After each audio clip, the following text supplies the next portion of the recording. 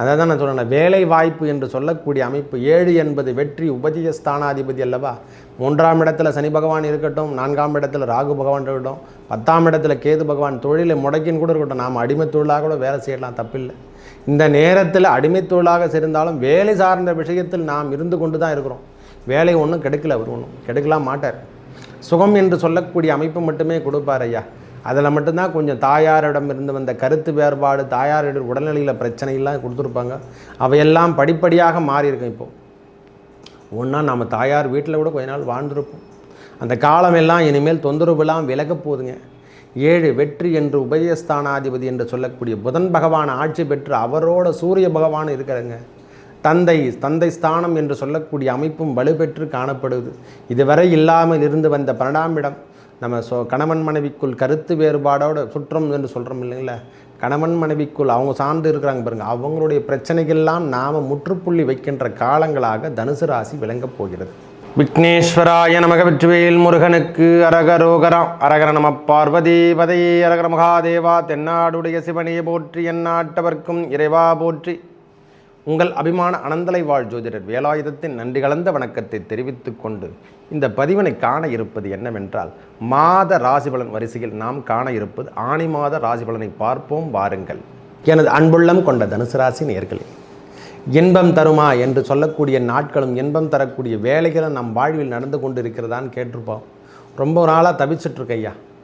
நம்மளுக்கு மாதம் பலாபலம் சொல்கிறோம், எதுவுமே நடக்க மாட்டேன்னு தயவு செய்து நினைக்காத. நம்மளுக்கு எல்லாமே நடக்கக்கூடிய காலம் இதோ வந்துவிட்டது என்று தான் சொல்லுவோம். இன்பம் இனிமேல் தாங்க உங்கள் வாழ்க்கையிலே ஏற்பட போகுது. இன்பம் தரக்கூடிய நிகழ்வுகள் எல்லாமே இனிமேல் தான் நம்மளுக்கு நடக்க போகுது. வேலையோ வேலை சார்ந்த விஷயங்களோ இனிமேல் நம்மளுக்கு உறுதிப்படுத்தக்கூடிய காலம் உறுதியாக அமைக்க போதுங்க. இந்த வேலை சார்ந்த விஷயத்தில் நல்ல முன்னெடுக்கக்கூடிய காலங்களாக அமையப்போகிறது. பிரச்சனையிலேருந்து வெளியே வரப்போகிறோம். நம்ம காற்று போல் இது வரைக்கும் அலையாமல் இருந்தோமே, இனிமேல் காற்றை விட வேகமாக செயல்படக்கூடிய காலங்களாகும்.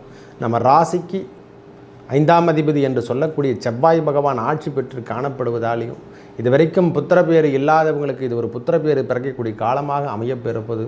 முக்கியமாக செல்வங்கள் சேரப்போகுது சுவாமி. முக்கியமாக ஏன்னா பூமி சார்ந்த விஷயத்திலோ நாம் இங்கே விற்காமல் இருந்தாலோ, இடம் சார்ந்த விஷயங்கள் தோல்வி கண்டிருந்தாலோ, அல்லது வீடு கட்ட முடியாமல் நாம் அவஸ்தைப்பட்டிருந்தால் இந்த வாழ்க்கை தரத்தில் திருப்பி அதுக்கான பயன்பாடு என்னென்னக்குதோ அதெல்லாம் மாற்றி அமைக்க போகிறார் இறைவனே. சில விஷயத்தை ஆட்சி பெறக்கூடிய செவ்வாயால் நம்ம ராசிநாதன் என்று சொல்லக்கூடிய குரு பகவான் அமர்ந்திருக்கும் இடம், அவர் அமர்ந்திருக்கும் இடம் 6ஆம் இடம் என்று சொல்லக்கூடிய அமர்ந்திருந்தாலும் அவரோடு சேரக்கூடிய செவ்வாய் பகவானால் நம்மளுக்கு நல்ல ஒரு அமைப்பு.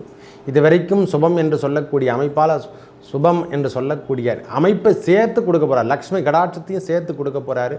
அந்த குருமங்கள யோகம் பெற்று 12ஆம் இடத்தை பார்க்கும்போது நம்ம இல்லறத்தில் சுப நிகழ்ச்சிகள் நடத்துறதுக்கான முதல் அறிகுறி. அது வரைக்கும் இல்லாமல் இருந்தால் அந்த சுப நிகழ்ச்சிகள் நடந்த வண்ணம் காணக்கூடிய காலங்களாக இந்த காலம் அமையப்பெறும். அதுவும் இல்லாமல் 7ஆம் இடம் என்று சொல்லக்கூடிய அதிபதியான புத பகவான், அதை தான் நான் சொல்கிறேன். வேலை வாய்ப்பு என்று சொல்லக்கூடிய அமைப்பு 7 என்பது வெற்றி உபஜய ஸ்தானாதிபதி அல்லவா. 3ஆம் இடத்துல சனி பகவான் இருக்கட்டும், 4ஆம் இடத்துல ராகு பகவான் இருக்கட்டும், 10ஆம் இடத்துல கேது பகவான், தொழிலை முடக்கின்னு கூட இருக்கட்டும், நாம் அடிமை தொழிலாக கூட வேலை செய்யலாம், தப்பில்லை. இந்த நேரத்தில் அடிமை தொழிலாக இருந்தாலும் வேலை சார்ந்த விஷயத்தில் நாம் இருந்து கொண்டு தான் இருக்கிறோம். வேலை ஒன்றும் கெடுக்கல, அவர் ஒன்றும் கெடுக்கலாம் மாட்டார். சுகம் என்று சொல்லக்கூடிய அமைப்பு மட்டுமே கொடுப்பார் ஐயா. அதில் மட்டும்தான் கொஞ்சம் தாயாரிடம் இருந்து வந்த கருத்து வேறுபாடு, தாயாரிடம் உடல்நிலையில் பிரச்சனைலாம் கொடுத்துருப்பாங்க. அவையெல்லாம் படிப்படியாக மாறியிருக்கும். இப்போது ஒன்றா நம்ம தாயார் வீட்டில் கூட கொஞ்ச நாள் வாழ்ந்துருப்போம். அந்த காலமெல்லாம் இனிமேல் தொந்தரவுலாம் விலக போகுதுங்க. 7 வெற்றி என்று உபயஸ்தானாதிபதி என்று சொல்லக்கூடிய புதன் பகவான் ஆட்சி பெற்று அவரோட சூரிய பகவான் இருக்கிறாங்க. தந்தை ஸ்தானம் என்று சொல்லக்கூடிய அமைப்பும் வலுப்பெற்று காணப்படுது. இதுவரை இல்லாமல் இருந்து வந்த 12ஆம் இடம் நம்ம கணவன் மனைவிக்குள் கருத்து வேறுபாடோட சுற்றம் என்று சொல்கிறோம் இல்லைங்களா. கணவன் மனைவிக்குள் அவங்க சார்ந்து இருக்கிறாங்க பாருங்கள், அவங்களுடைய பிரச்சனைகள்லாம் நாம் முற்றுப்புள்ளி வைக்கின்ற காலங்களாக தனுசு ராசி விளங்கப் போகிறது. தந்தையாரின் உடல்நிலையில் சற்று கவனங்கள் என்று சொல்கிற மாதிரி இனிமேல் தந்தையார் உடல்நிலையில் பின்னடைவுலாம் ஏற்படாதையா. தாயார் உடல்நிலையிலும் சீர்படக்கூடிய காலங்களாகும். இந்த மாயை என்று சொல்லக்கூடிய ராகு பகவானால் சின்ன துன்பங்கள், தேவையில்லாத பிரச்சனையில் ஆட்கொண்டுட்டோம். நம்ம வீட்டில் வண்டி வாகனத்தில் ஏற்பட்ட பழுதுகள் நீங்கக்கூடிய காலங்களாகும். வண்டி வாகனத்தில் எதனா பிரச்சனையாக இருந்தால் அந்த பழுதுகள்லாம் நாம் நீக்கிட போகிறோம். பிரச்சனையிலேருந்து வெளியே வர போகிறோம் சார். இந்த மாதம் 32 தேதி வரைக்கும் நாம் பிரச்சனையிலிருந்து வெளிவரக்கூடிய காலங்களை கண்டிப்பாக இன்பம் தரக்கூடிய நிகழ்வுகள் மட்டுமே ஏற்பட போகுது. ஒரே வார்த்தை சொன்னால் இந்த மாதம் முழுவதும் வெற்றி வெற்றி என்று சொல்லக்கூடிய அமைப்பை ஏற்பட போகுதுங்க. துன்பம் இல்லாத வாழ்வு வாழ போகிறோம். இது வரைக்கும் சுறுசுறுப்பு இல்லாமல் இருந்து வந்து எல்லாத்தையும் தேக்கப்பட்டுச்சுங்க. நம்ம வாழ்க்கையில் எதுவுமே கிடையாது, எல்லாத்துலேயும் தோத்துட்டும் சொல்கிறவங்க கூட தனுசு ராசிக்காரங்க கூட இந்த முறை வெற்றி என்று சொல்லக்கூடிய வாய்ப்பினை ஒரு முறையாவது தட்டி பறிக்கின்ற எண்ணங்களை உருவாக்கப்படுறார். விடுங்க, உங்களுக்கு களத்திர காரகன் என்று சொல்லக்கூடிய அமைப்பை ஏற்படுத்தி திருமண பாக்கியத்தை ஏற்படக்கூடிய காலங்களாகும். அந்த ஆட்சி பெற்றாலே 7ஆம் அதிபதி ஆட்சி பெற்றாலே திடீர் திருமண யோகம், காதல் சம்பந்தப்பட்ட உறவுகள் கைகூடும். அதோடு சேர்ந்து சுக்கிர பகவான் வீட்டிற்கார், சூரிய பகவான் என்று சொல்லக்கூடியவரும் வீட்டிற்கும் போது உங்கள் உறவுகளில் நிலைப்பாடு நன்றாக இருக்கும். கணவன் மனைவிக்குள் இருந்து வந்த கருத்து வேறுபாடுகள் விலகும். முக்கியமாக சொன்னால் வேலை சார்ந்த விஷயத்தில் இந்த முறை நல்ல ஒரு முன்னேற்றம் காணலாம். இந்த மாதம் முழுவதும் வேலை அமைப்பில் இருந்து வந்த பிரச்சனை, நம்ம வீட்டில் இருந்து வந்த பிரச்சனைகள் விலகக்கூடிய காலகட்டத்துக்கு இது ஒரு அமைப்பு. நோய் நொடிகள் விலகத்துக்கு சின்ன உடல் உபாதைகள் மட்டுமே இருக்கும் ஐயா, கொஞ்சம் ஸ்ட்ரெஸ்ஸு மட்டும் இருக்கும். அதை மட்டும் கண்டிப்பாக மாற்றி அமைக்க முடியாது. மனவேதனை என்று சொல்லக்கூடிய அமைப்பு மட்டும் எப்போனா ஒரு டைம் வந்து போகும். அவை எல்லாம் பெருசாக நினைக்காதீங்க. பிரச்சனையிலேருந்து நாம் எப்படி வெளிவரணும்னு சொல்லிட்டு எண்ணங்களை உற்பத்தி பண்ணி அதிலேருந்து நீங்கள் வெளியே கொண்டு வந்துடுவீங்க. ஒவ்வொரு நாளும் வீட்டுக்கு தேவையான பொருட்களை வாங்கிறதுல கவனங்கள் அதிகமாக இருக்கும். செலவினங்கள் என்று மட்டும் கொஞ்சம் அதிகப்படுத்தக்கூடிய காலமாக இந்த மாதம் திகழும்.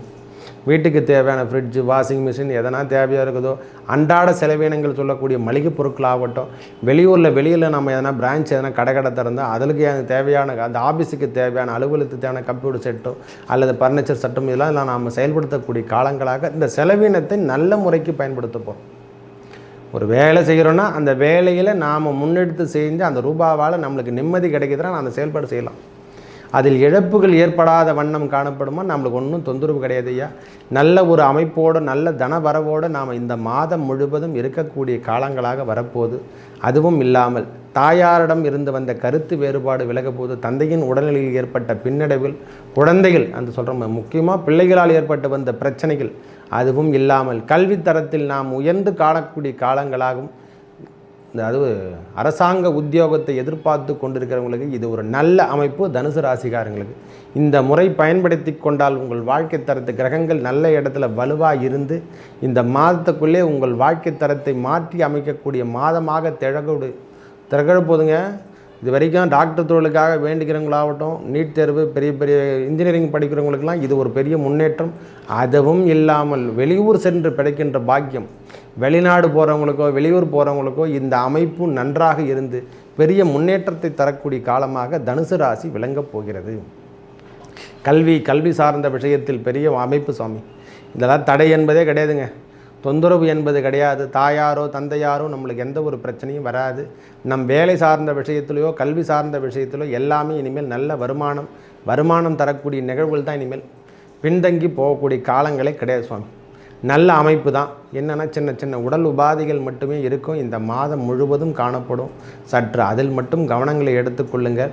நீர் சம்பந்தப்பட்ட பிரச்சனைகள், அதாவது உடல் சூடு என்று சொல்லக்கூடிய அமைப்பு ஏற்படக்கூடிய காலங்கள், இந்த உடல் சூடு மட்டும் கண்டிப்பாக அதிகமாக இருக்கும்.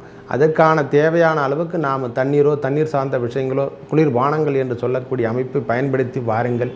உடல் உபாதைகள் தீர்த்து கொள்ளுங்கள். நன்றாக ஓய்வு எடுங்கள். இந்த மாதம் முழுவதும் மினிமம் ஒரு 8 மணி நேரமாக தூங்குறதுக்காக ஃபைல் பண்ணுங்கள். ஏன்னா வேலை சுமை அதிகரிக்கக்கூடிய மாதமாக இந்த மாதம் இருக்கும். ஒரு மனுஷன் வேலையில் அதிகமாக சுமையும் போயிட்டாலும் நம்மளுக்கு துன்பத்தை அதுவே கொடுத்துரும். ஒரு 8 மணி நேரமாவது மினிமம் தூங்க வேண்டிய காலம், அது 6 மணி நேரம் சொல்கிறாங்க. ஒரு 8 மணி நேரமாவது தூங்கினா தான் நம்ம உடம்பில் ஏற்பட்ட இரத்த நாளங்கள்லாம் திருப்பி விரிவடைஞ்சு பழைய நிலைமைக்கு கொண்டு வந்து உங்கள் வாழ்க்கை தரத்தை திருப்பும் பழைய நிலைமைக்கு. நாம் மறுநாள் பிறக்கும் போதும் ஒவ்வொரு நாளும் நாம் மறுநாள் பிறக்கும் போதும் நாளை பொழுது நன்றாக வெடியணும் அல்லவா? அதுக்கு உடல் நன்றாக இருந்தால்தான் நாம் எடுத்து வேலை செய்ய முடியும். ஒரு மனுஷன் நாளைக்கும் நன்றாக பிறந்து தூங்கி எழும்புதே ஒரு புதிய பிறவி என்று தான் சொல்லுவேன் நான். தூக்கத்தில் நாம் இருந்துட்டாலும் ஒன்றும் பண்ண முடியாது. அதனால தான் இரவு தூக்கம் அசந்து தூங்கிட்டேன்னா பெரிய பிரச்சனை ஏற்படுத்திடும். மூச்சு திணறல் என்று சொல்லக்கூடிய அமைப்பெல்லாம் சில நேரத்தில் வரும். அதெல்லாம் மாற்றி அமைத்து கொள்ளுங்கள். உடற்பயிற்சி செய்யுங்கள். கண்டிப்பாக உங்கள் வாழ்க்கை தரத்தை உயர்த்தி தரும். உடற்பயிற்சியை விட நம்மளுக்கு இந்த வாக்கிங் என்று சொல்கிறோமில்ல, நடைபாதை நடந்து செல்லக்கூடிய இறைவன் நாமத்தை சொல்லிக்கொண்டே சரவணபவ ஓம் சரவணபவ ஓம் சரவணபவ வெற்றிவேல் முருகனுக்கு அரோகரா, சிவாய நம சிவாய நம. பிரதோஷ வழிபாடை ரொம்ப முக்கியமானது. பிரதோஷ வழிபாடை சிவபெருமானுக்கு மேற்கொள்வதாலையும் அந்த நேரத்தில் சிவபெருமானுடைய எண்ணத்தை கூட்டுக்கிற மாதிரி நம் எண்ணங்களை பூர்த்தி செய்கிற மாதிரி இறைவனை வேண்டி கண்டு நம்ம என்னென்ன தேவைகள் கேட்குறோமோ தேவையெல்லாம் கேட்கக்கூடாது. இறைவனிடத்தில் மட்டும் என் பிரச்சனைக்கு ஒரு முற்றுப்புள்ளி வையுங்கள், என் தேவைகளை பூர்த்தி செய்யுங்கள் என்று கேட்டுக்கொள்ளுங்கள். உங்கள் பிரதோஷ நாள் வழிபாடை பெரிய லெவலில் உங்களுக்கு முன்னுக்கு கொண்டு வரும். தீவினைகள் அனைத்தும் விலகி இந்த மாதம் முழுவதும், ஆணி மாதம் முழுவதும் நல்ல முன்னேற்றத்தையும் அந்த முருகப்பெருமானுடைய திருவருள் கிடைக்குமாறு வேண்டிக் கொள்கிறேன். நன்றி, வணக்கம்.